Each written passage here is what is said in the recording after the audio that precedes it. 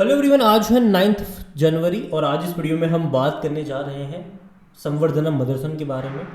150 रुपये से भी नीचे ये शेयर अब आ चुका है। गिरावट लगातार हमें यहाँ पर देखने को मिल रही है। बाजार वैसे भी काफ़ी ज़्यादा पेन में है ये हफ्ता। ये चारों ट्रेडिंग सेशन भाई साहब बाजार के लिए अच्छे नहीं रहे।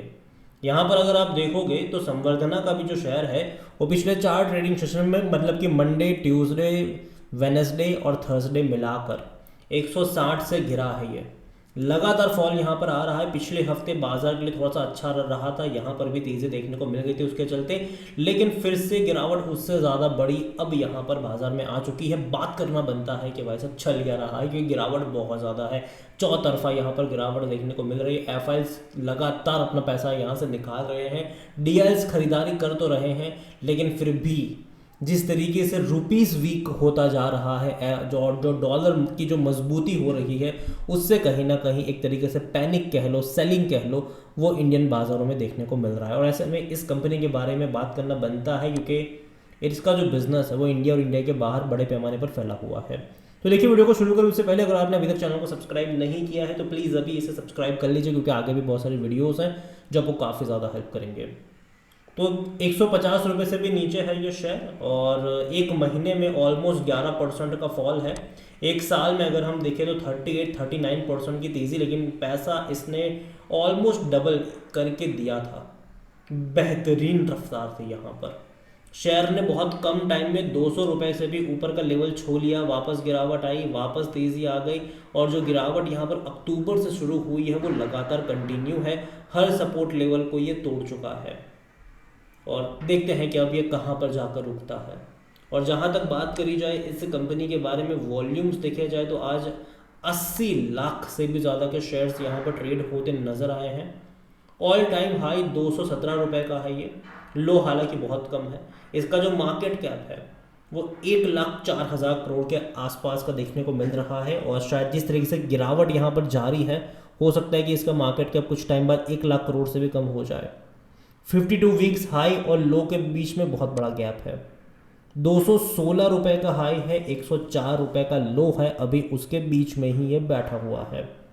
तो देखा जाए तो भैया वॉलेटाइल डेफिनेटली ये रहा है, बहुत ज़्यादा वॉलेटाइल है। जनरली ये शेयर इतना वॉलेटाइल होता नहीं है, लेकिन एक साल में ये कुछ ज़्यादा ही वॉलेटिलिटी इसने दिखा दी है। पिछले कुछ टाइम में कई सारे एक्विजिशंस भी इन्होंने करे हैं, जैसे कि संवर्धना ने एक्वायर करा था जैपनीज प्रिसीजन कंपोनेंट मेकर अटेस्टोमेटिक, मतलब अगर मैं ठीक से उसको प्रोनाउंस करवाऊँ नाम, तो वो है $57 मिलियन में। इससे पहले भी कई सारे बड़े एक्विजिशन ये कंपनी कर चुकी है पास्ट में और उसका फ़ायदा भी इनको मिला है। देखो, अच्छा फ़ायदा मिला है इनको। इनके रेवेन्यू प्रॉफिट्स में बेहतरीन तरीके से तेज़ी भी हमने देखी हुई है। कंपनी अगर आप देखोगे तो जब भी हम बात करते हैं बोनस के बारे में तो हमारे दिमाग में विप्रो आता है, इन्फोसिस आता है, लेकिन ये वो कंपनी है जिसने भाई साहब कई बार बोनस पे करा है, कई बार बोनस पे करा है। अगर अभी ये 150 रुपये का शेयर है, ठीक है, हो सकता है कि 5 साल बाद भी इसका शेयर प्राइस 150 रुपये का ही हो, लेकिन इस बीच ये 2 बार आपको बोनस पे कर चुका होगा और प्राइस का इस तरीके से एडजस्ट भी हो चुका होगा। तो कई बार बोनस पे किया है इसने, उसके चलते इसका प्राइस जो है वो कभी एक बड़े लेवल पर जा नहीं पाया। और जहाँ तक वैल्यूएशन के बारे में अगर हम बात करने जाए तो 28 का पी है, जो कि सस्ता है सेक्टर पी 38 के मुकाबले। और जहाँ तक फाइनेंशियल्स देखें तो देखो, लास्ट क्वार्टर के नंबर उतने अच्छे नहीं थे इनके, चाहे रेवेन्यू वाइज बात करें या फिर प्रॉफिट वाइज बात करें। 28,255 करोड़ के आसपास का इनका रेवेन्यू था, जो कि इससे पहले के क्वार्टर में 29,000 करोड़ से भी ज़्यादा का देखने को मिल रहा था। और प्रॉफिट भी घट के 880 करोड़ में सिमट गया था, जबकि इससे पहले के क्वार्टर में कंपनी 1300 और 1000 करोड़ तक के भी प्रॉफिट कर चुकी थी। तो रेवेन्यू और प्रॉफिट दोनों में कमी हुई थी यहाँ पर। हालांकि अगर पिछले साल से कंपेयर करोगे तब तो बहुत अच्छा लगेगा, क्योंकि 200 करोड़ का ही था, लेकिन ग्रोथ डेफिनेटली देखना ज़रूरी है। यहाँ पर दिसंबर के भी नंबर बहुत जल्दी आने वाले हैं, उसके बारे में भी हम बात करेंगे जब जैसे इसके रिजल्ट्स आ जाएंगे।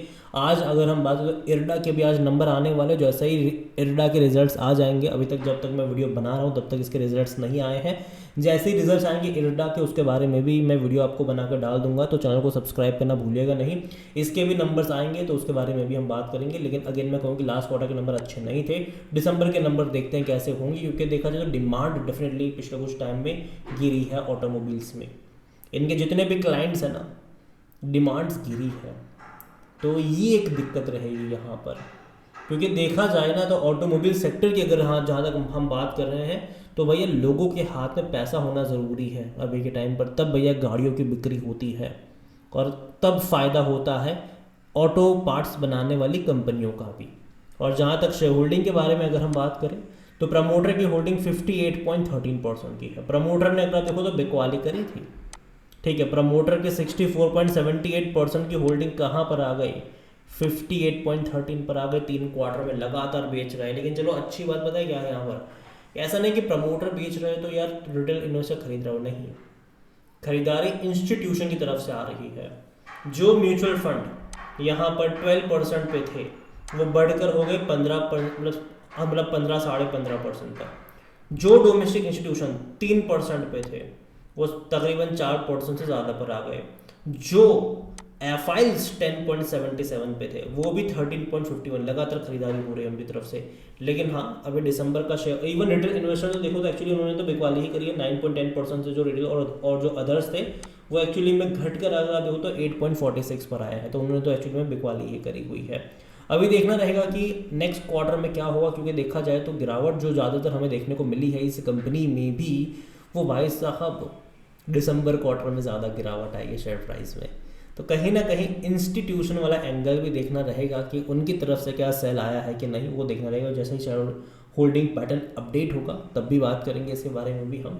तो अभी के लिए देखो कंपनी मेरे हिसाब से ख़राब नहीं है, लेकिन अभी माहौल वैसा नहीं कि आप खरीदारी करो। अगर आप चार्ट पैटर्न देख रहे हो, अगर इसका ग्राफ देख रहे हो तो एक डिक्लाइन फेज में है, कहीं पर सपोर्ट यहाँ पर बनता हुआ नज़र अभी के लिए नहीं आ रहा है। और यही वजह है कि मैं कहूँगा दूर बैठो, तमाशा देखो। कंपनी अच्छी है, अगर आपके पास है तो होल्ड करो, लेकिन आपको लंबा होल्ड करना पड़ेगा। लेकिन फ्रेश बाइंग की जहाँ तक बात आती है, मेरे हिसाब से जल्दबाजी अभी यहाँ पर नहीं करनी चाहिए।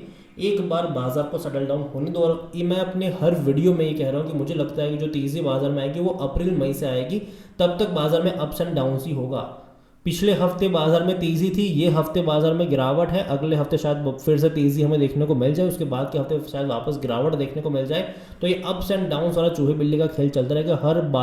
हर राइज पर आपको सेलिंग नज़र आएगी, ठीक है, एफआईसी तरफ से भी और शायद कुछ इंडियंस की तरफ से भी ये होगा यहाँ पर। तो नज़र रखिए इसके ऊपर। इसके अलावा इन्हीं की कंपनी जो है मदरसन सुमी वायरिंग 57 रुपीज़ का शेयर है, ये भी भाई साहब लगातार गिरावट पर गिरावट दिखा रहा है। और अगर आप चाहते हैं कि मैं इसके ऊपर भी एक डिटेल वीडियो बनाऊं तो कमेंट में इसका नाम लिखेगा। जितनी ज़्यादा कमेंट आएगी उतना ही जल्दी वीडियो आएगा। वीडियो को यहीं पे एंड करता हूँ। पसंद आए हो तो लाइक करो, शेयर करो। चैनल अगर पहली बार है तो प्लीज़ सब्सक्राइब करें। और संवर्धना मदरसन के बारे में आप क्या सोचते हैं वो भी आप मुझे कमेंट में लिख के बता सकते हैं। Thank you.